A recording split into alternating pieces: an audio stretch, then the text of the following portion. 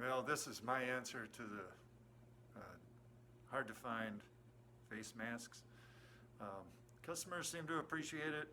I know it's not HEPA, it's not real nice, it won't stop viruses and all that stuff, but it will stop me from sneezing on other people, and it might stop the big stuff from getting to me.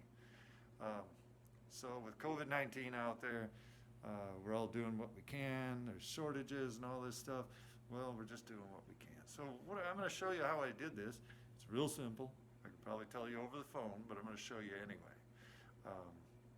The hat, you might have droplets of moisture from a sneeze sticking to your hair. So wear a hat, wear glasses, and a face mask. Now here is the trick. Okay, I got this hat. This was $1, and that was at the dollar store.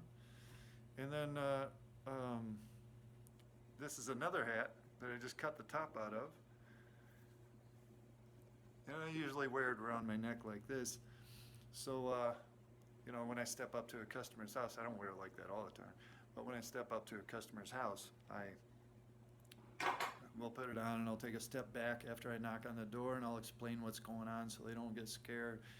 And then I deal with their animal problem, and it seems to be working. Every time I'm going paperless, so that we're doing PayPal transactions. I'm doing emails instead of paper receipts, and I'm making sure that I wash my hands a lot, and I'm making sure that I also have sanitizer wipes in the truck that I still have. I bought them right at the beginning of this thing. I got 2 jars, and I hope they last to the end. And if not, we'll figure something out. Maybe we'll be washing our hands in vodka here pretty quick. Anyway, I just thought I'd throw this out there for you, for guys that are trying to do something, and maybe give you a little food for thought. If you come up with something better, make sure you let me know, because I'm not trying to be the smart guy here. I'm just trying to help people out.